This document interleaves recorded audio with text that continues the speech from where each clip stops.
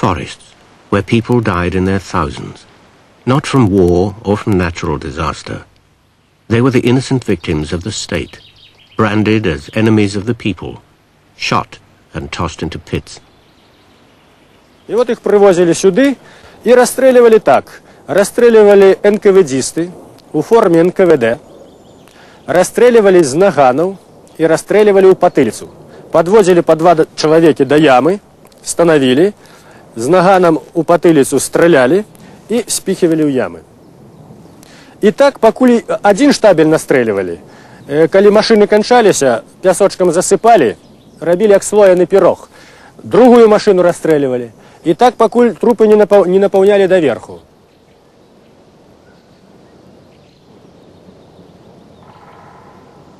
Over 100,000 men and women were killed here between 1937 and 1941. And there are other forests like this one. Prison camps spread like a cancer across the land, the destination of tens of innocent millions. Most never returned.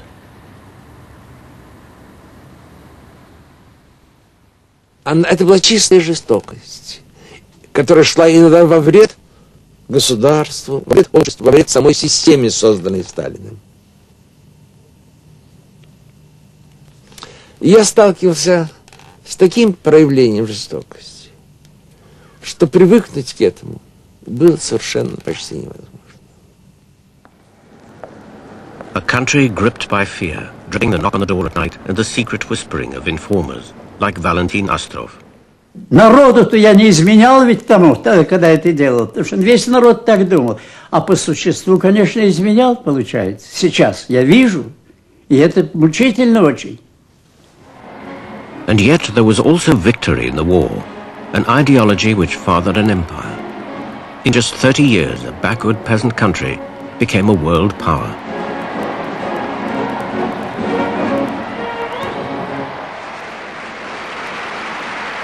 The master of the triumph and the terror was a beloved hero to his people. Для нас было, знаете, что-то такое. Как я маленькая думала, Бог и Сталин что-то одно и то же.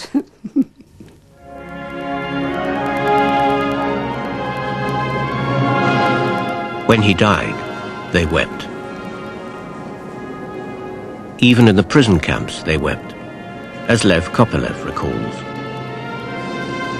Но когда его хоронили и гудели гудки, я зашел в пустой барак, там, где никого не было, чтобы не видели ни товарищи заключенные, ни охрана, чтобы не думали, и плакал.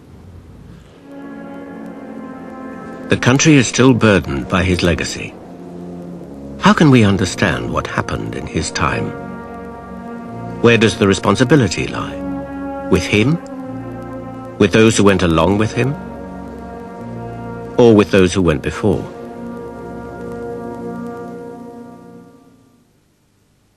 He wasn't a Russian. He was born in Georgia in 1879. Georgia was then part of the empire of the Tsars of neighboring Russia. Centuries of invasion had bred in the Georgian people a hard streak of defiant nationalism. His real name was Joseph Djugashvili. He called himself Stalin, Man of Steel, later on.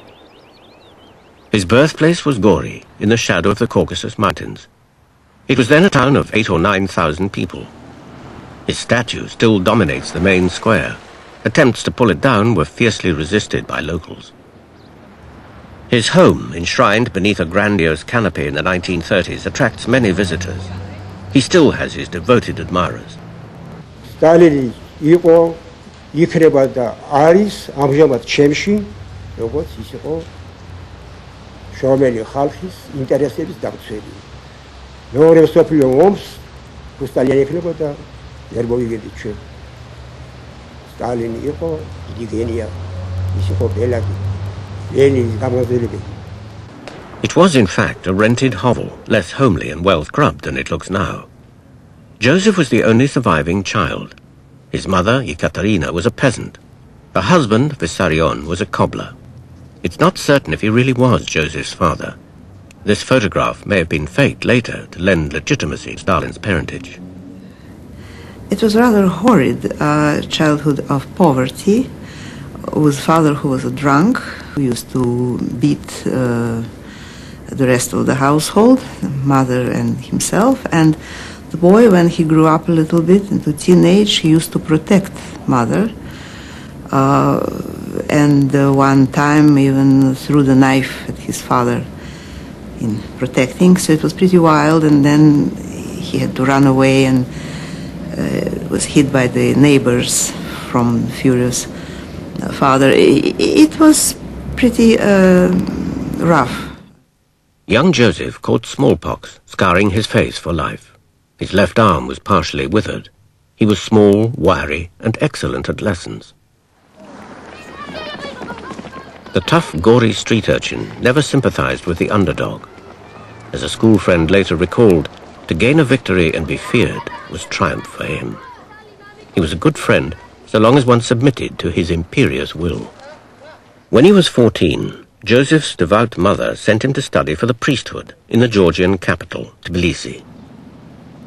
In the seminary, all teaching was in Russian. Discipline was repressive. Revolutionary politics flourished among the students. Joseph was introduced to a host of forbidden books. In secret, he read Darwin, Karl Marx, and Lenin's earliest pamphlets. They channeled Joseph's growing defiance against authority and fired his ambition. He left the seminary at 19 to become a revolutionary. Most of the young men in Tbilisi and Georgia in those years were becoming radicals of one kind or another, and Marxism was very much in the air. And some of them were becoming Marxists of a soft character, and others were becoming very hardline Marxists. And he gravitated to the wing of those who were the most hardline.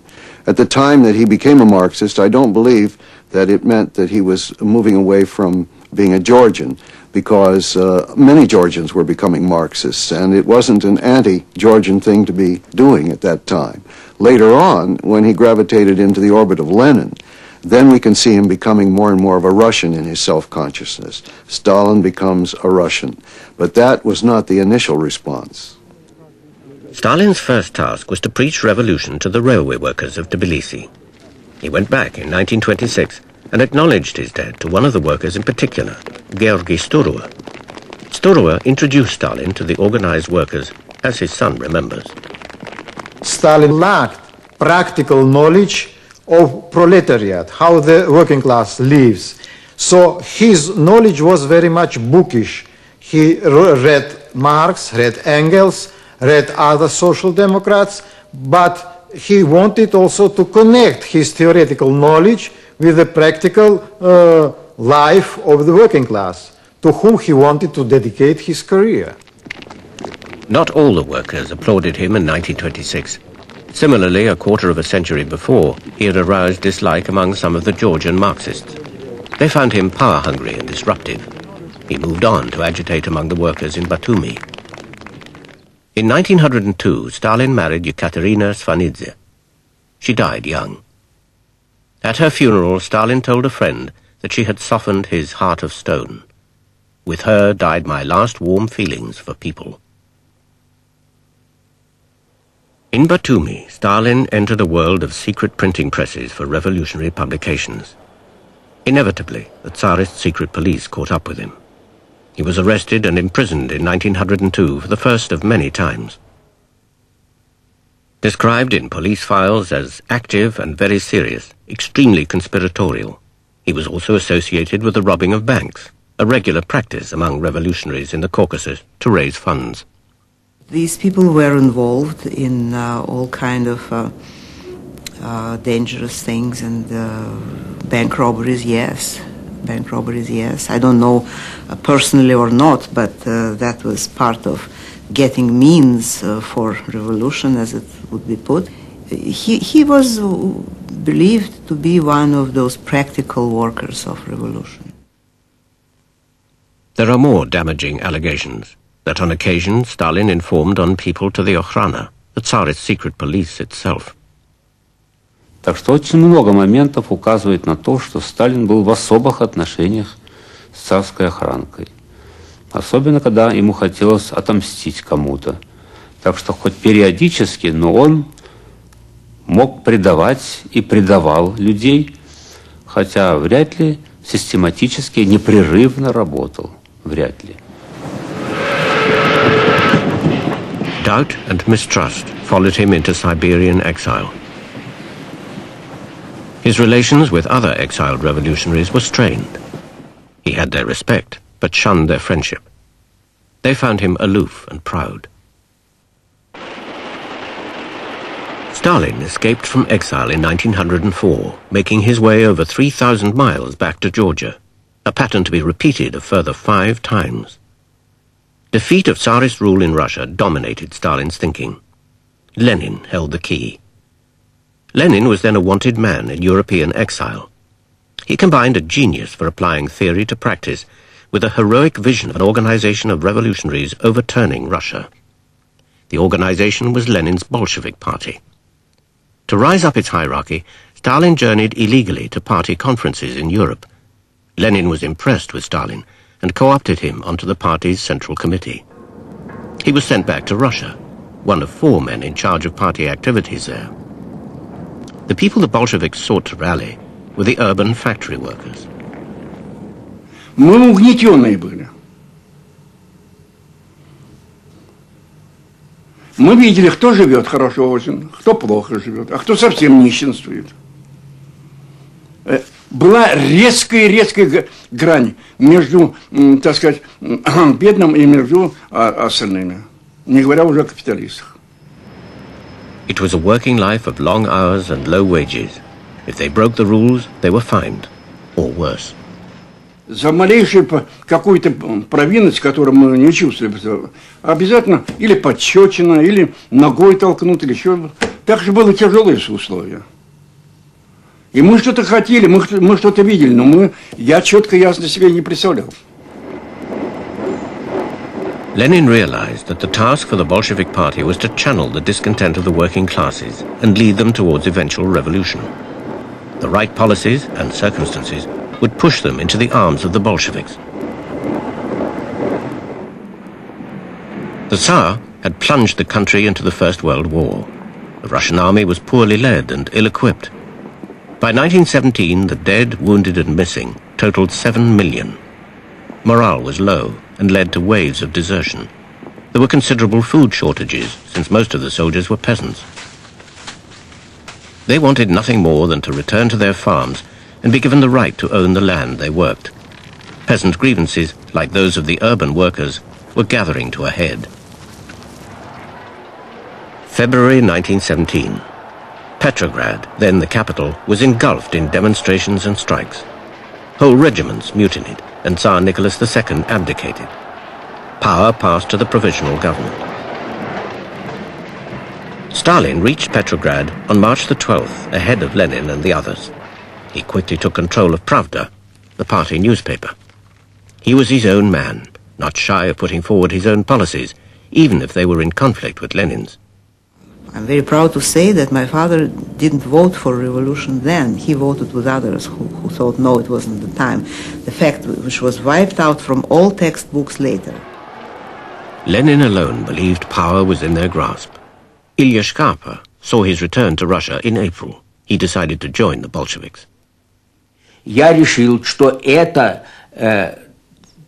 человек, который поведет страну вперед и к благополучному окончанию войны. У меня отец был в это время на фронте, и я страстно желал, чтобы отец уцелел и вернулся с фронта. И Ленин это «Да здравствует мир, да здравствует социальная революция». Вот так. Lenin grabbed Bolshevik policy with both hands. The slogans were peace, bread, land to the peasants. Power would pass to the Soviets or elected councils of workers, peasants and soldiers. By the end of October, the Bolsheviks seized power in a comparatively bloodless revolution. Stalin kept out of the limelight, editing Pravda and assisting Lenin. His earlier opposition to revolution wasn't held against him. When the Politburo was formed to direct party policy, Stalin was one of its 7 members. To hold on to power, Lenin made an arrangement with the peasants, 80% of the population. They agreed to support him in exchange for a share in government and a new decree to divide the land equally among them. Hopes still ran high. Prisoners were freed from jail, the death sentence was abolished, the Tsarist secret police was disbanded, the press would be free. Democracy became a possibility. The voting for a new parliament, the Constituent Assembly, had already taken place. But this put the peasants' parties well ahead of the Bolsheviks. Faced with loss of power in a bourgeois parliament, Lenin disbanded the Constituent Assembly. It was, he said, the complete and public liquidation of formal democracy in the name of the revolutionary dictatorship. It will be a good lesson. Democracy was just born in Russia and sort of murdered in the crib by the October Revolution. Because what proceeded later was never a democracy, as we understand it, and was never a prosperity, and never brought to Russia anything what was promised. In March 1918, the government moved to Moscow. Lenin pulled Russia out of the First World War, causing the peasant representatives in the cabinet to walk out. Russia was now a one-party state. The Bolsheviks were forced into a siege mentality. They were attacked by the Whites, old supporters of the Tsar, by the West, who sent troops in, by new enemies and old friends.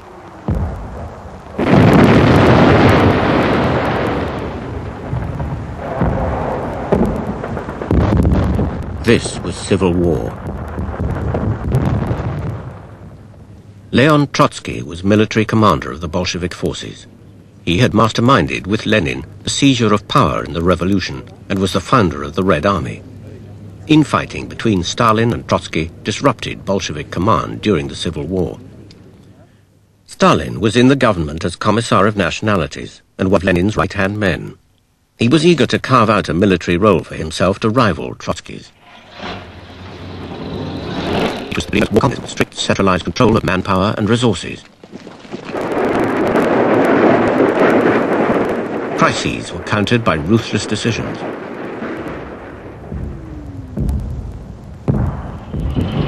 This was Stalin's chance to extend his authority. In May 1918, Stalin was appointed director of food supplies in southern Russia. He went to Tsaritsyn on the Volga, then under heavy attack. Georgy Sturwa, his old mentor from Tbilisi, was bringing food from Astrakhan to Baku, then at famine point. Stalin arrested him and took all the food. My father told Stalin, Joseph, you know that Baku is starving. They are my friends. And Stalin said, if Baku fails, the Soviets will survive. But if Tsaritsyn fails, the Soviet power will be destroyed. Well, he knew that Baku really was in desperate situation, but it didn't matter for him. And of course, it didn't matter for him to shoot 1 or 2 or 10 or 12 generals, old generals, white generals, or even his own comrades, if they were against him. Nadezhda Alliluyeva worked in Lenin's secretariat. She and Stalin were married in 1919. Her mother once complained to Lenin about Stalin's character. To which Lenin answered, this is her words, that, well, Olga Evgenievna, you know, Asiat, you know, he's an Asian, kind of Asiatic, we would say, ruthlessness. Ruthlessness was the order of the day. Western troops executing Bolsheviks. In August 1918, there was an assassination attempt against Lenin himself and a failed coup in Moscow. Lenin's response? The Red Terror. He telegraphed Stalin, urging him to be merciless against their enemies. Stalin replied, "Our hand will not tremble."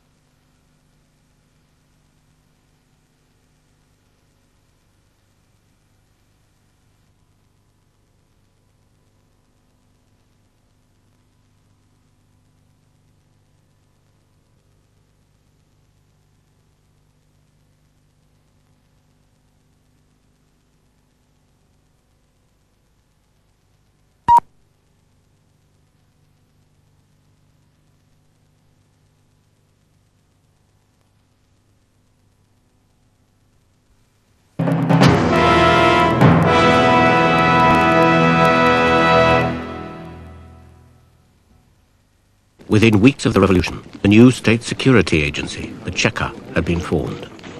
Stalin was on the committee which supervised its activities. Lenin brought back press censorship and the death penalty.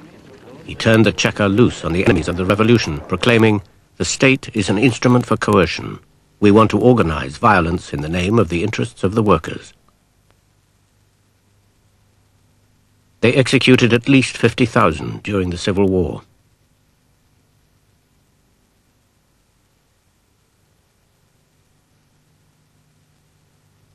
The Cheka was a temporary measure which became permanent.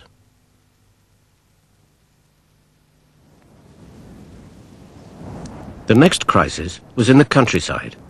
It overshadowed the Civil War, which by 1920 was largely won. The fighting had totally disrupted both farming and transport. The state requisitioned grain, and the harvest failed several years in succession. The combination was devastating, as famine forced the peasants from their villages.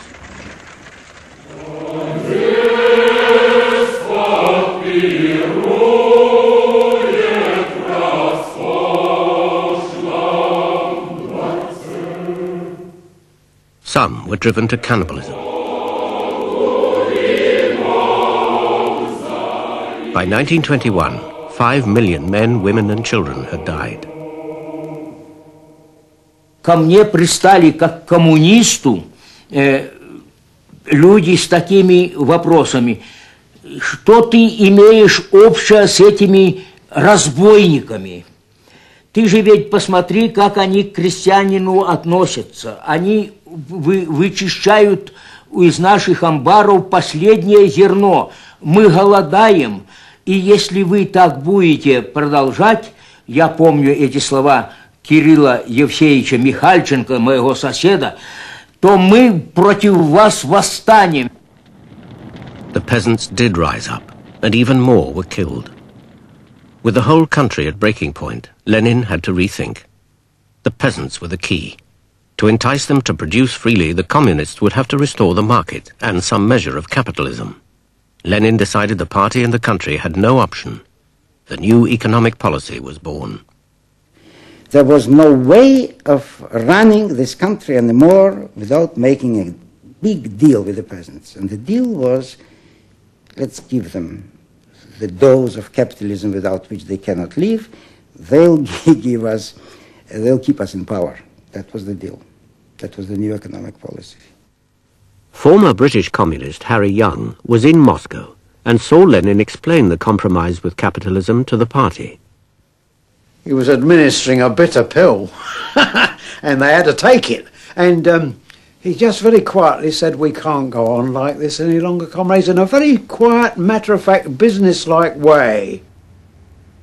Lenin spoke to the Congress like a Dutch uncle or like a granddad speaking to his wayward children. And there was a sort of a subdued hush when people realised that a major transformation had got to take place. Lenin also banned all splits and factions in the party. It was, he said, no time to have an opposition. Much that was to go wrong later stemmed from this decision. And I think it happened because of great fear that grew out of the terrible paradox that the Bolsheviks had won the Civil War and lost their support in the country at the very same moment.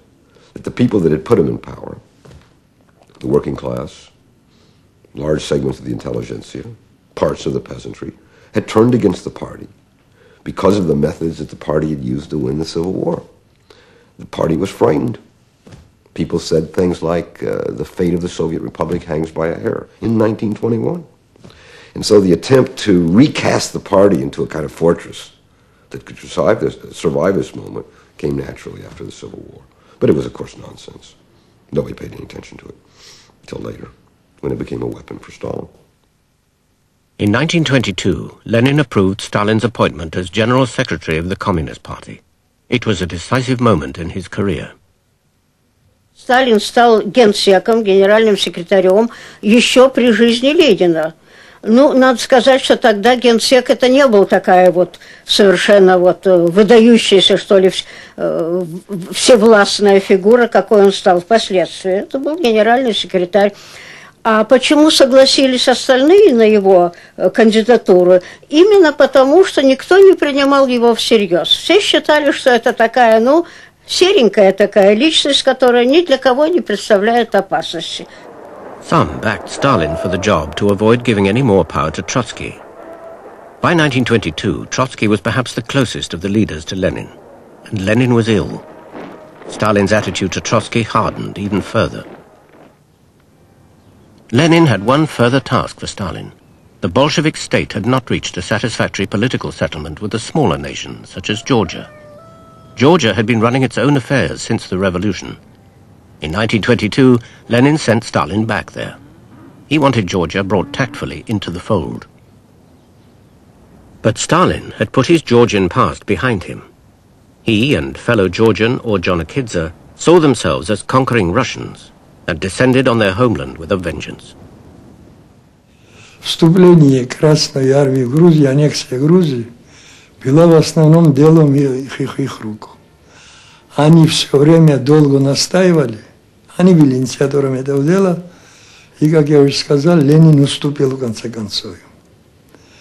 Как только вошли в Грузию, начались с первого же дня начались репрессии. By late 1922, Lenin, increasingly frail and sick from a severe stroke, heard about Stalin's brutal handling of the Georgian nationality issue. He began to have grave doubts about Stalin, whom he'd supported so long and promoted so high. In the Civil War, a powerful, ruthless organizer, unscrupulous, is the man to have. So this didn't look like anything particular during this period. Trotsky thought, or characterized many years later, Stalin as Lenin's chief of staff. He was a little bit more than that, but he also was this. So the ruthless elements in the man were just fitting for this atrocious period. Peace comes. A new economic policy emerges. Lenin lies there paralyzed, but still thinking and thinking beautifully about what's going on, and he stumbles upon things like the national questions and realizes that for the peacetime, this brutal guy is not the thing. Now he wants him out. Limited in his power to change matters, Lenin committed his fears to paper in what became part of his testament. Stalin has, he said, unlimited authority. I am not sure whether he will always be capable of using that authority with sufficient caution. He is too rude, a defect intolerable in a general secretary. A way should be found to remove Stalin from that post. Lenin turned to Trotsky to help form a bloc against Stalin. He asked Trotsky to launch the attack at the forthcoming 12th Party Congress. But Lenin's two secretaries, Vatieva and Volodicheva, secretly passed on to Stalin Lenin's testament and his appeals to Trotsky. So Stalin arrived fully prepared for the Congress in 1923. It was the first Congress without Lenin, too ill to attend. But Trotsky did not defend the Georgians, nor did he attack Stalin. He'd done a deal with Stalin and the others. The deal was he could present his own economic program as long as he kept quiet about Stalin and the Georgian issue. A key opportunity to halt Stalin's progress was lost.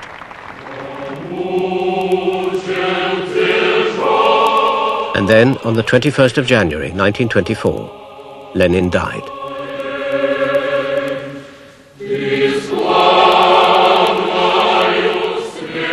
The loss was felt far beyond the party. Многомиллионный город Москва, было такое впечатление, как будто вообще дома, наверное, по домам, наверное, никого нету. Все стоят в этой очереди. И костры эти. Вот это было настоящее горе народное.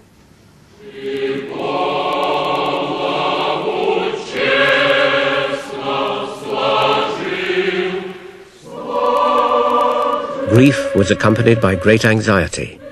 What would the future bring? Who would rule Russia? А сзади колонного зала была комнатка, где сидели в скорбном молчании и переживали эту смерть. Конечно, трудно было предвидеть, что будет после смерти Ленина. Но вот у меня сейчас такое ощущение, что они как-то были потерянные. In his testament, Lenin had seemed to argue for a collective leadership. He'd passed the testament to his wife, Nadezhda Krupskaya, to open after his death. Stalin, of course, had read it and knew it contained Lenin's advice to have him removed from office. He'd had time to plan his strategy. The cult of Lenin started immediately. He'd left no instructions about the disposal of his body. Stalin was one of those who argued successfully that Lenin's body should be embalmed. The party needed to find its way. The image of the dead leader would act as a beacon, in spite of the wishes of his widow. Надежда Константиновна Крупская считала, что не должно быть культа Владимира Ильича Ленина, что сам Ленин не любил никакой торжественности, помпезности, никакого, понимаете ли, поклонения. Он бы этого не потерпел. The views of the family didn't matter. The needs of the party were paramount. Stalin was quick to see how the cult of Lenin could benefit his own rise to power. From his very first speech after Lenin's death, Stalin aligned himself as closely as possible to the dead leader. There's a political aim in Stalin's linking himself with Lenin and linking all his policy positions with Lenin and calling them Leninist rather than Stalinist, never using the word Stalinist. But he was only doing what his rivals were doing at the same time. Each was presenting his own platform as the platform dictated by Lenin and by Leninism, except that he was more successful at it than any of the others.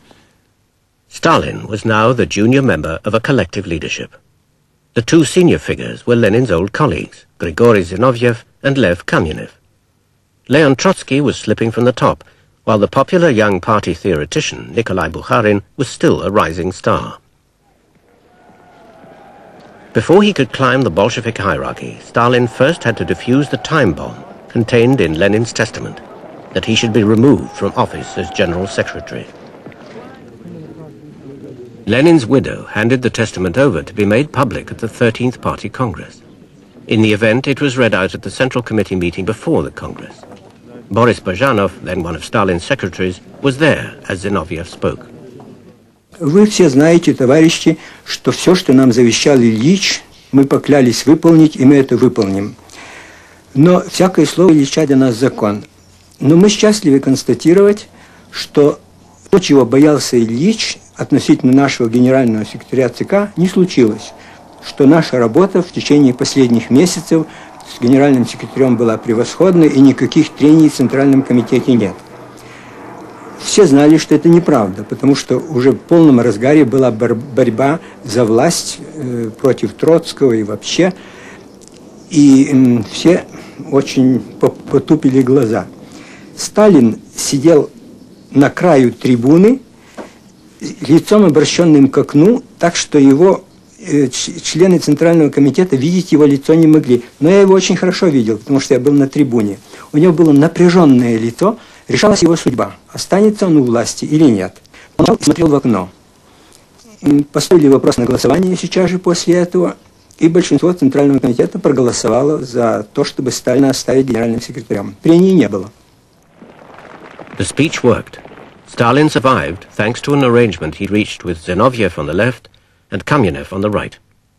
They had agreed to protect Stalin in exchange for Stalin's support in fighting Trotsky. Trotsky was a brilliant orator. Stalin could never beat him at that. But by seeming to represent Lenin's views, Stalin increasingly found an audience for what he had to say and people who believed in him. Abdurrahman Avtorkhanov was an early disciple. Trotsky – это риторика. Бухарин – теория. Зиною дешевая пропаганда. Сталин – концепция, логика, убедительные аргументы. Но свою внутреннюю концепцию он никому не давал. Это был его секрет. Stalin's method was slow and insidious. As the party grew in the 1920s, its hold on the country grew. And by controlling appointments within the party, Stalin gradually acquired greater real power than his rivals. A countrywide network of party members owing allegiance only to Stalin lay at the end of a telephone. И за то время, что он был генеральным секретарем, он успел понасажать своих людей. Людей, которые, в общем-то, ничего особенного собой не представляли, секретарями обкомов, крайкомов. В значительной степени уже были люди, ну, которые как-то были ему преданы, которые как-то его устраивали. Впоследствии он этих людей тоже посадил. Но в данный отрезок времени он все-таки как-то сумел обеспечить какой-то такой вот круг людей, которые ему доверяли и которые, сказать, считали, что он ведет правильную линию. Yelizaveta Chomkina worked in a Leningrad shoe factory. She was accepted into the party in 1925. Им, конечно, Сталину верили, считали, что Сталин – это именно тот человек, который ведет правильно нашу страну. Ведь страна-то наша одна, в которой была революция, она же окружена со всех сторон недоброжелателями, как мы это понимали. И поэтому мы должны всячески крепить нашу страну.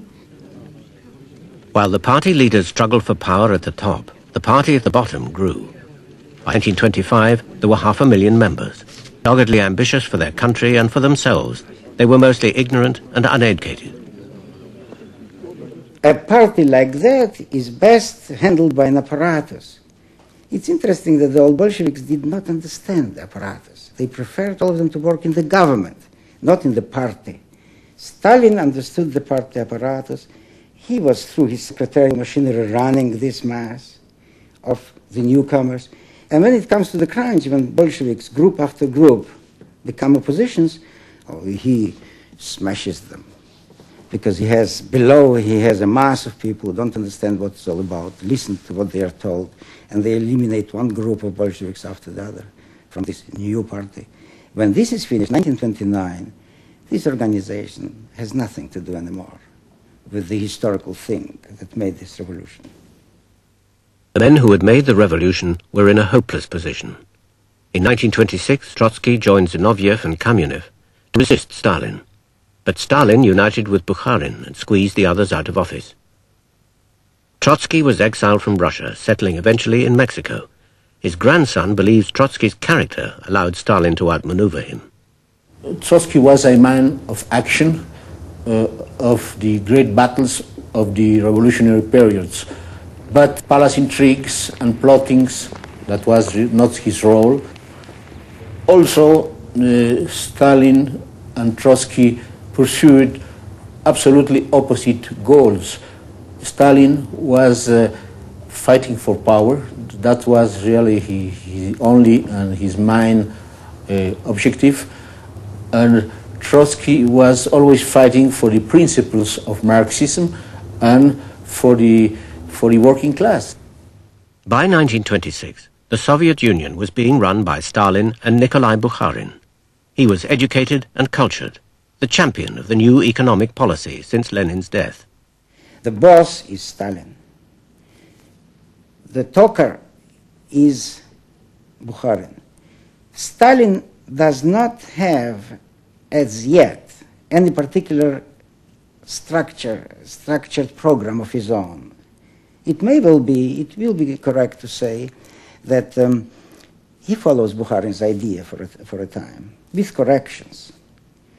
But that's more or less all, because the reality of power now is the party apparatus and Bukharin is not in it. But Stalin was backing Bukharin and the new economic policy. NEP, as it was known, was gradually restoring the countryside after the ravages of civil war, grain seizures and famine.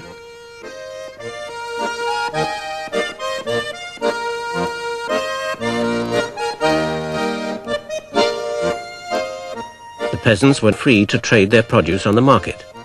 NEP let a little capitalism back into a country which had spent 4 years and millions of lives getting rid of it.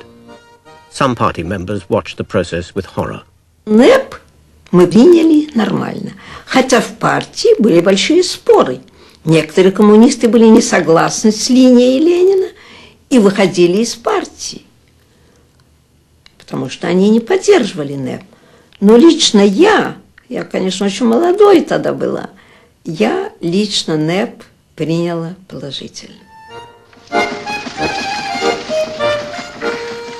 Many peasants organized themselves into agricultural cooperatives, much praised by Lenin and now endorsed by Bukharin.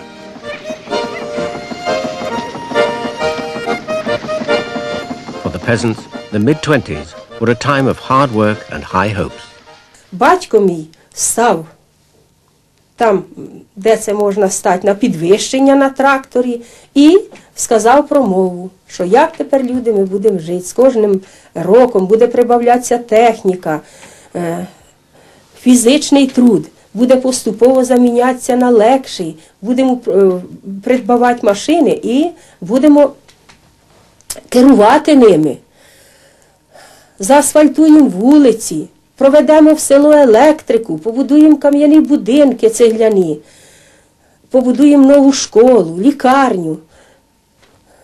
Людям дуже було радісно. More and more peasants were moving to the cities and into the factories.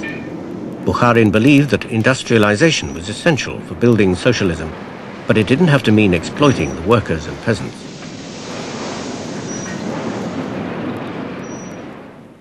One picture summed up the challenge facing the people of the Soviet Union in that period. A boy of 12 saw it on a railway station wall, and it changed his life. И передо мной открывалось будущее. Вот эта картина запала мне в душу. И мне захотелось быть этим самым мастеровым человеком, который разбивает цепи, опутывающие земной шар. It was the dawning of a new industrial age. Alexander Avdiyenko went to the Donbass and got a job in a rolling mill.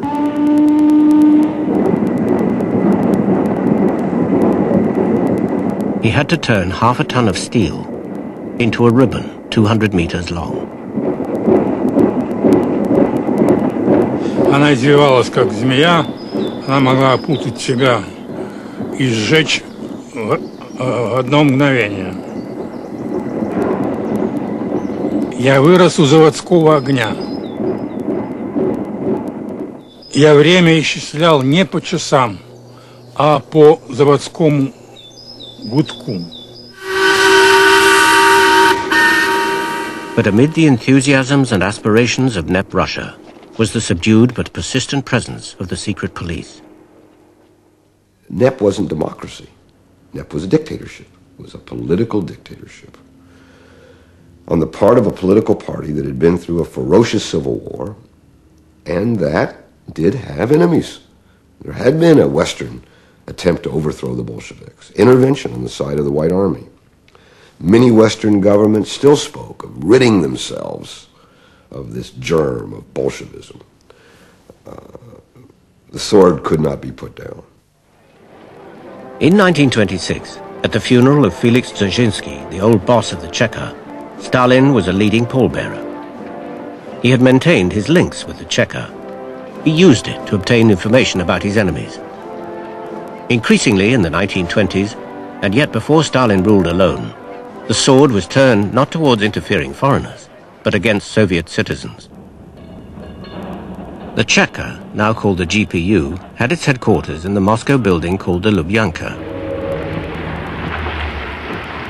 Since the Civil War, the state had continued to round up its enemies, or those it thought were its enemies. Oleg Volkov was arrested in 1925 for refusing to spy on the Greek embassy in Moscow, where he was a translator. Там не было ни подсудимого, никаких ни адвокатов. Это коллегия ГПУ выносил приговор, не выслушав никакого обвинения. Так что то, что давали материал следователи, это и служило основанием для приговора. Oleg Volkov was to spend 27 years in prison camps. In 1928, he was sent to the Solovetsky Islands in the far north of Russia.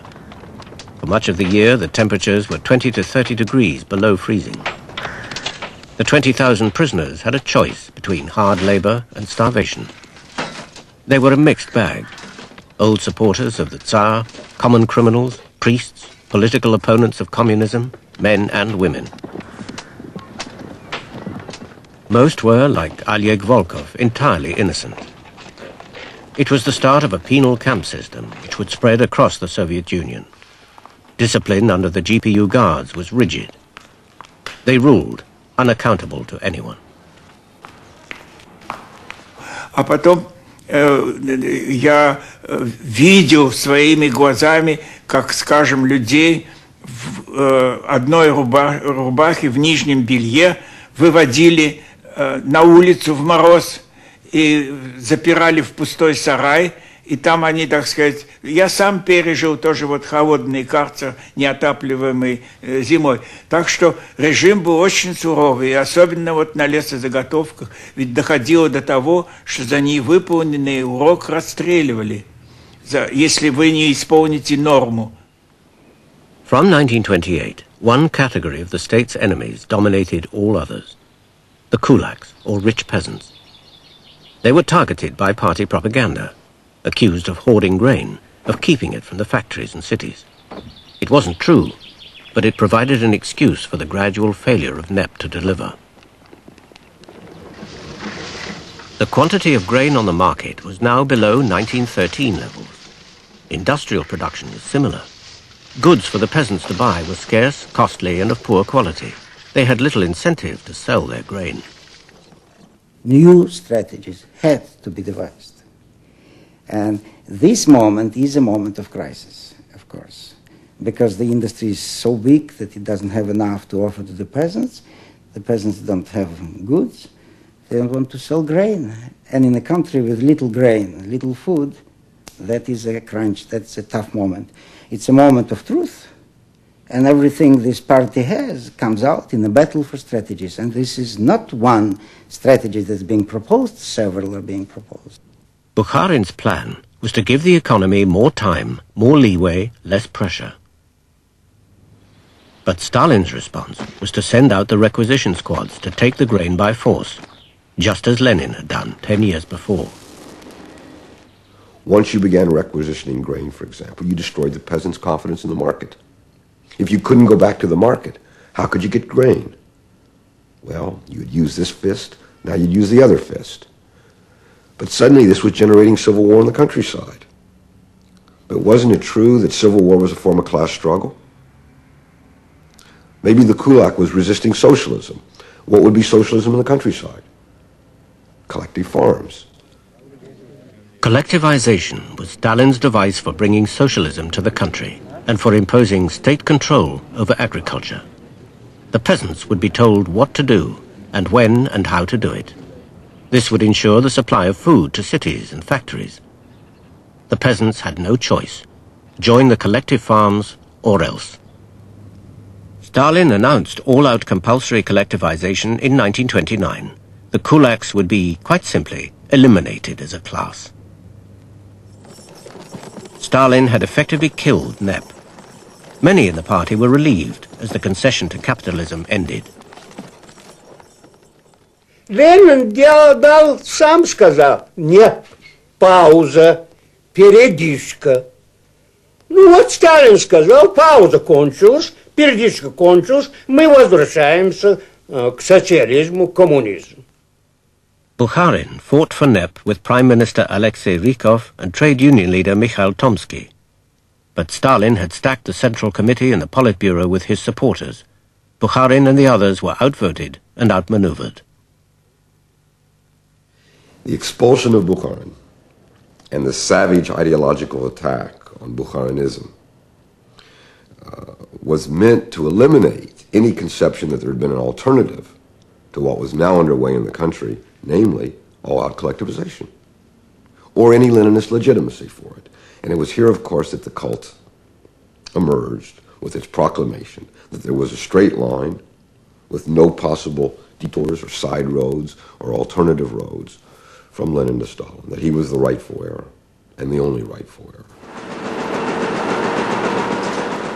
The propaganda machine started the process of deifying Stalin on his 50th birthday in December 1929. By then, he was in effective control of the Soviet Union. All his old rivals were defeated. The men around him had backed him to win and now reaped the benefits. His policies of forced collectivization and rapid industrialization would dominate the country and its people.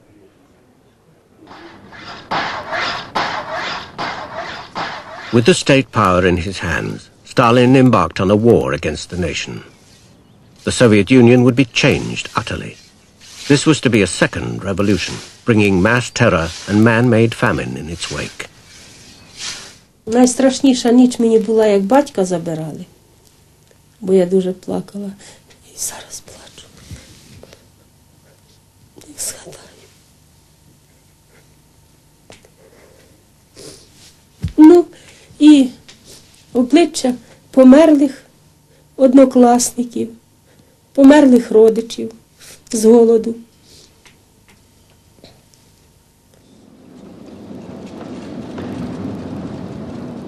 In the decade that followed, no one would be safe. Enemies of the people, Stalin believed, could be in every street, every office, every factory. People would live in constant fear of denunciation and arrest. The prison camp system would fill to bursting. A world turned upside down. Perhaps 20 million would die at the hands of their own state.